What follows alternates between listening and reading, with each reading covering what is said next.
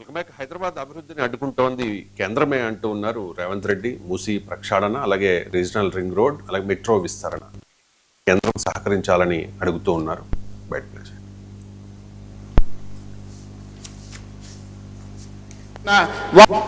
ఇవాళ ఆయన అంటుండు నన్ను ఎవ్వరు ఏం చేయలేరు. అయ్యా ఈ ప్రజలతో పెట్టుకున్నాడు, తెలంగాణ ప్రజలతో గోక్కున్నాడు, బాగుపడి బట్ట కట్టినోడు ఎవరు లేడు. కిషన్ రెడ్డి గారు, నువ్వు చేస్తున్న వ్యవహారాలు అన్ని ప్రజలు గమనిస్తారు. అందుకే 15 తారీఖు తర్వాత ఖచ్చితంగా కార్యాచరణ ఉంటుంది. మెట్రో రావాల్సిందే, RRRకు అనుమతులు ఇవ్వాల్సిందే, మూసి ప్రకటన జరగాల్సిందే, నువ్వు పండించిన ఒడ్లు మొక్కలు జొన్నలు కొనాల్సిందే. ఈ అన్నిటికీ నువ్వు సహకరించకపోతే బరాబర్ నీ సంగతి చెప్తాం. మళ్ళీ సార్ అంటే 15 తర్వాత కార్యాచరణ స్టార్ట్ చేస్తాము అంటూ ఉన్నారు. ఏంటి సార్ జిహెచ్ఎంసీ ఎన్నికలకు నగారా మోగుతోందా? ఎవరికి అవకాశం? ఇప్పుడు మీరు నిన్న ఉప్పల్లో మాట్లాడారు. సో డెఫినెట్ గా జిహెచ్ఎంసీ ఎన్నికలకు పూర్వరంగం ఇదొకటే కాదు.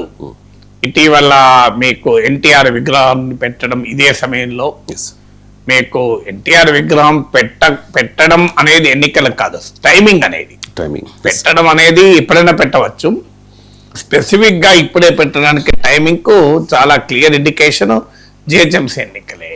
మీరు పవన్ కళ్యాణ్ ఇటీవల తెలంగాణలో మీటింగ్ పెట్టడము, that's also an indication for GHMC elections. So GHMC ఎన్నికలకు రాజకీయ పార్టీల ప్రిపరేషన్ మొదలైంది. మహానాడులో టీడీపీ రీఎంట్రీ ఇన్ తెలంగాణ అని లోకేష్ చెప్పడము, అండమాన్ తెలంగాణ బాధ్యతలు చేపడతానడము, ఇవన్నీ కూడా ఇప్పుడు నేను చెప్పిన ఒక్కొక్కటి కాదు. ఇప్పుడు రేవంత్ రెడ్డి హైదరాబాద్ సభలు, పవన్ కళ్యాణ్ తెలంగాణ మీటింగు, మహానాడులో ఆంధ్ర తెలుగుదేశాన్ని తెలంగాణలో పూర్వవైపు తెప్పిస్తానని లోకేష్ అసర్షను, ఎన్టీ రామారావు విగ్రహం పెట్టడము, ఇవన్నీ ఆల్ ఫర్ జిహెచ్ఎంసీ ఎలక్షన్స్ కు నగారా మోగుతుంది అన్న సంకేతాలు ఇవన్నీ.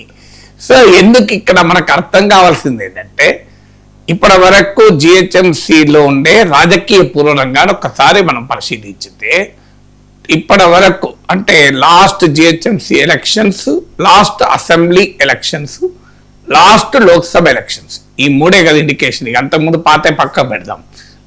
Contemporary political scenario in Hyderabad, greater Hyderabad reason కు ఒక రకమైన ప్రాతిపదిక 2024 Lok Sabha elections, 2023 assembly elections and అంతకు ముందు జరిగిన జిహెచ్ఎంసీ ఎలక్షన్స్.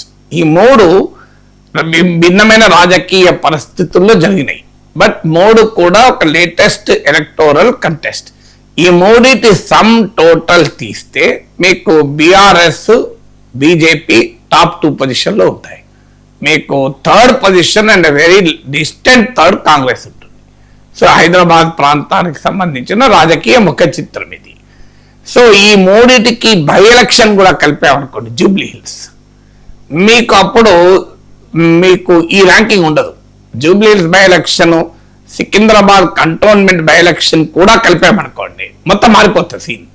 సో ఈ రెండు బై ఎలక్షన్స్ కలిపితే బీఆర్ఎస్, బీజేపీ, కాంగ్రెస్ ఈ మూడిట్లలో బలాబలాల్లో ఏది రాజకీయంగా బలము అంటే, మూడు సమ్ టోటల్ తీస్తే ఒక రకంగా ఉంటుంది, లేటెస్ట్ తీస్తే ఇంకో రకంగా ఉంటుంది. లేటెస్ట్ గా తీస్తే మీరు లేటెస్ట్ ఇది ఫస్ట్ అనుకున్నారు అనుకోండి, మీరు జూబ్లీ హిల్స్, సికింద్రాబాద్ కంటోన్మెంట్ ఈ రెండు 2023 అసెంబ్లీ ఎలక్షన్ల తర్వాత జరిగిన ఎన్నికలు. ఈ రెండు ఎన్నికల్లోనూ కాంగ్రెస్ పార్టీ విజయం సాధించింది. BRS number 2, BJP distant number 3 మీకు జూబ్లీ హిల్స్ అయితే.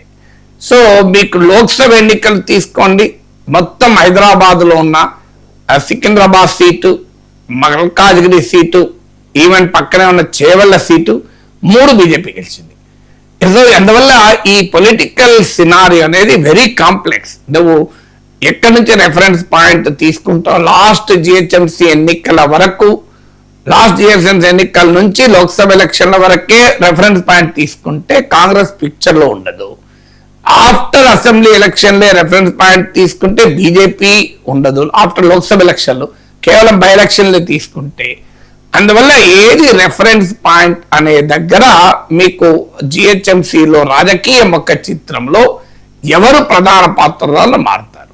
దాన్ని బట్టి అర్థమయ్యేది ఏంటి, హైదరాబాద్ రాజకీయాల్లో ఒక స్పష్టమైన ముక్కోణపు పోటీ అనివార్యంగా కనబడుతోంది. అంటే కాంగ్రెస్ అధికారంలో ఉంది గనక, తాజా ఎన్నికలు గెలిచి వచ్చిన కాంగ్రెస్, గతంలో జిహెచ్ఎంసీలోను అసెంబ్లీ ఎన్నికల్లోనూ మంచి ఫలితాలు చూపిన బీఆర్ఎస్, లోక్సభ ఎన్నికల్లో మంచి ఫలితాలు చూపి అంతకుముందు జిహెచ్ఎంసీ ఎన్నికల్లో కూడా రిలేటివ్లీ బెటర్ పర్ఫార్మెన్స్ చూపిన బీజేపీ, ఈ మూడు పార్టీల మధ్య ఒక సంకుల సమరం అంటారే ఆ స్థాయిలో జిహెచ్ఎంసీ ఎన్నికలు జరగబోతున్నాయి. సో దీనికి రకరకాల కాంబినేషన్స్ ను తీసుకునేటువంటి ప్రయత్నం చేస్తున్నారు.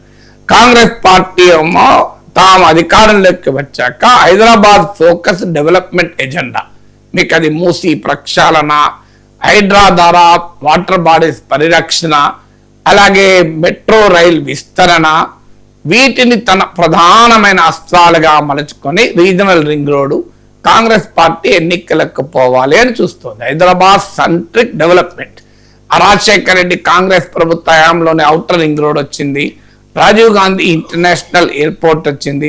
మొదటి నుంచి హైదరాబాద్ అభివృద్ధి కాంగ్రెస్ హయాంలోనే జరిగింది అనే ఒక పొలిటికల్ నరేటివ్తో కాంగ్రెస్ వెళ్ళదలుచుకుంది. ఆ పొలిటికల్ నరేటివ్ను ఎదుర్కోవటానికి హైడ్రా ఎక్సెసెస్ ను ఒక ఆయుధంగా మార్చుకోవాలని ప్రత్యర్థులు భావిస్తున్నారు. సో భారతీయ జనతా పార్టీ ఏమో లాస్ట్ జిహెచ్ఎంసీ ఎన్నికల్లో చాలా మంచి పర్ఫార్మెన్స్ చూపింది, కానీ ఆ తర్వాత అసెంబ్లీ ఎన్నికల్లో రిజల్ట్ లేదు. లోక్సభ ఎన్నికలు అనేది ఎక్సెప్షన్. లోక్సభ ఎన్నికలు ఎప్పుడైనా బీజేపీకి మంచి ఓట్లు వస్తాయి. అందువల్ల రెండు ఉప ఎన్నికలు, ముఖ్యంగా జూబ్లీహిల్స్ ఉప ఎన్నిక తర్వాత బీజేపీకి ఈవెన్ డిపాజిట్ కూడా వచ్చినట్లేదు నాకు గుర్తున్నంత వరకు, subject to correction. So Jubilee Hills ఉప ఎన్నికలలో లేటెస్ట్ ఉప ఎన్నికది కనుక బీజేపీ ఎక్కడా లేదు గనక ఎలాగైనా హైదరాబాద్ లో తన రాజకీయ ఉనికిని కాపాడుకోవడం ద్వారా భవిష్యత్ తెలంగాణలో మేమే కాంగ్రెస్ కు ప్రత్యామ్నాయం అని చెప్పుకోవటానికి బీజేపీ ఆరాటం. అందుకు ఆంధ్రప్రదేశ్ రాజకీయాల్ని ఆయుధంగా చేసుకోవాలని బీజేపీ ప్రయత్నించింది. అందులో భాగంగానే టీడీపీ తెలంగాణ పొలిటికల్ రీఎంట్రీ గురించి మహానాడులో లోకేష్ మాట్లాడారు. పవన్ కళ్యాణ్ తెలంగాణలో మీటింగ్ పెడతామని వచ్చారు. ఈ పరిణామాలన్నీ కూడా బీజేపీ రాజకీయ వ్యూహంలో భాగం.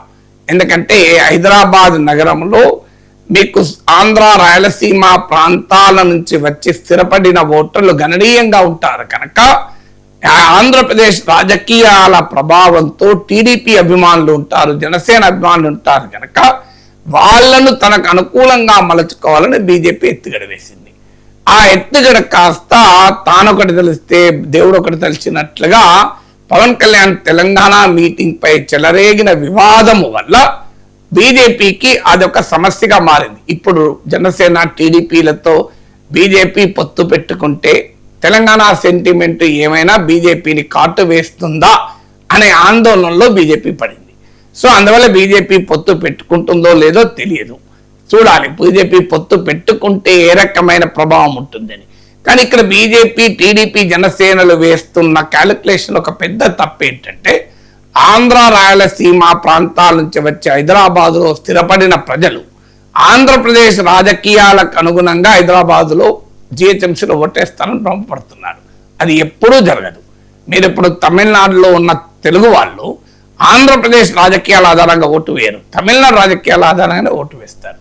బెంగళూరులో ఉన్న తెలుగు వాళ్ళు ఆలమట్టిలో కర్ణాటకలో ప్రభుత్వం అన్యాయం చేస్తోంది, మా తెలంగాణకు మా ఆంధ్రాకు అని చెప్పి ఓట్లేరు, అక్కడ రాజకీయాలుగా ఓట్లేస్తారు. ఇప్పుడు అమెరికాలో ఉండే భారతీయులు డెమోక్రాట్ల వైపు ఓటు వేయాలా, రిపబ్లికన్లకు ఓటు వేయాలా అనేది భారతదేశంతో వాణిజ్య ఒప్పందం ఆధారంగా ఓటు వేయరు.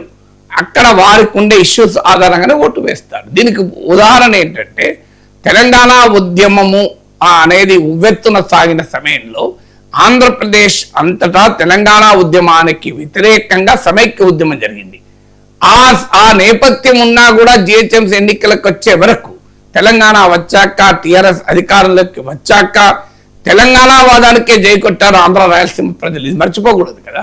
మీకు లాస్ట్ జిహెచ్ఎంసీ ఎన్నిక ఆఫ్టర్ లాస్ట్ జిహెచ్ఎంసీ ఎన్నికలు కొద్దిగా తగ్గింది, కానీ ఫస్ట్ జిహెచ్ఎంసీ ఎన్నికలు ఆఫ్టర్ తెలంగాణ చూడండి మీరు, బీఆర్ఎస్ కు 100 సీట్స్ వచ్చాయి కదా. అదంతా ఎందుకు 2023 అసెంబ్లీ ఎలక్షన్లు తీసుకోండి మీరు, మీకు ఆంధ్ర రాయలసీమ ప్రాంతాల నుంచి వచ్చి స్థిరపడ్డ ప్రజలున్న చోటల్లా టీఆర్ఎస్ గెలిచింది కదా, కార్పొరేటర్లు టీఆర్ఎస్ గెలిచింది కదా. మీకు బీజేపీకి ఎక్కడొచ్చాయి? ఎల్బీ నగర్ ఈ ప్రాంతంలో వచ్చాయి. ఎక్కడైతే తెలంగాణ జిల్లాల నుంచి వచ్చి స్థిరపడ్డ వాళ్ళు ఉన్న ప్రాంతాలు బీజేపీ గెలిచింది. అంటే మరి ఆంధ్ర రాయలసీమ ప్రాంతాల నుంచి వచ్చి హైదరాబాదులో స్థిరపడ్డ ప్రజలు తెలంగాణ ఉద్యమ పార్టీకి ఓటు వేశారు కదా. వీళ్ళ క్యాలిక్యులేషన్స్ ఎట్లా కరెక్ట్ అవుతుంది? అంటే ఆంధ్ర రాయలసీమ ప్రజలను ఎందుకలా అంచనా వేస్తున్నారు మీరు? అంటే వాళ్ళు ఆంధ్రప్రదేశ్ రాజకీయాలను చూసి ఇక్కడ ఓట్లేస్తారా? ఇక్కడ వేసే ఓట్లు ఇక్కడ రాజకీయ పరిస్థితులకు ఆధారంగా ఇక్కడ తమకు ఎవరు మేలు చేస్తారు, తమ సంక్షేమాన్ని ఎవరు ఉపయోగించుకుంటారు అని తెలంగాణ ప్రజలాగానే ఆలోచిస్తారు. ఆంధ్ర రాయలసీమ ప్రాంతాల నుంచి వచ్చిన ప్రజలు అక్కడ ప్రాంతీయ తేడాలు ఏమి ఉండవటానికి ఉదాహరణ మీరు టీఆర్ఎస్ దే కదా ఎగ్జాంపుల్. టీఆర్ఎస్ కు ఓటేశారు కదా, టీఆర్ఎస్ కు ఓటేసిన తర్వాత ఇంకేముంటది? తెలంగాణ వాదం పార్టీ, తెలంగాణ వాదాన్ని ఆంధ్ర రాయలసీమలో తీవ్ర వ్యతిరేకత వచ్చిన పార్టీ. కేసీఆర్ అంటే తీవ్ర వ్యతిరేకత అయినా కూడా మీకు టీఆర్ఎస్ కి ఓట్లు ఇచ్చారు. సో ఇది మరచిపోయి బీజేపీ, టీడీపీ, జనసేనలు ఏంటంటే హైదరాబాద్ లో ఈ లెక్కలు వేసుకుంటున్నారు. టీడీపీ జనసేన కాదు, ఇంకొక భయం కూడా ఏంటంటే బీజేపీకి, మనం ఇంత పొత్తు పెట్టుకున్న రేవంత్ రెడ్డి విషయంలో టీడీపీ ఇకో సిస్టమ్ మొత్తం రేవంత్ ఇదే ఫేవరెట్ ఫర్ దెమ్. రేవంత్ అంటే చాలా ఆకర్షణ.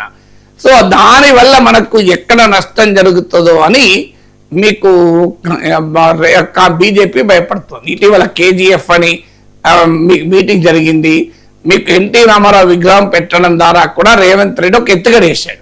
టీడీపీ అభిమాన ఓటర్లను, అంటే టీడీపీ అభిమానం అంటే ఆంధ్ర రాయలసీమకు కావాలని లేదు, హైదరాబాద్ లో తెలంగాణ ప్రాంతాల్లో కూడా టీడీపీ అభిమాన ఓటర్లు ఉన్నారు కదా, అంతటా ఉన్నారు కదా. టీడీపీ అభిమాన ఓటర్లను తన వైపు తిప్పుకోవటానికి వ్యూహాత్మకంగా ఎన్టీ రామారావు విగ్రహాన్ని ఆవిష్కరించాడు రేవంత్ రెడ్డి. సో అందువల్ల ఇక్కడ చాలా రాజకీయాలు ఎలా జరుగుతున్నారు దానికి ఉదాహరణ బీఆర్ఎస్ ఏంటంటే తనకు గతంలో ఈ ఆంధ్ర రాయలసీమ ప్రాంతం నుంచి వచ్చిన ప్రజలు తమకు ఓటు వేసిండ్రు. టీడీపీ అభిమానులకు కూడా సపోర్ట్ అయింది. ఎందుకంటే టీడీపీలో బలమైన నాయకులుగా హైదరాబాద్ లో ఉన్న తలసాని శ్రీనివాస్ యాదవ్ నుంచి మొదలుకొని టీడీపీ తరఫున గెలిచిన ఎమ్మెల్యేలంతా బీఆర్ఎస్ కి మైగ్రేట్ అయ్యారు కనుక ఆ అడ్వాంటేజ్ ను ఉపయోగించుకొని తాను మళ్ళీ గెలవాలని బీఆర్ఎస్ చూస్తోంది.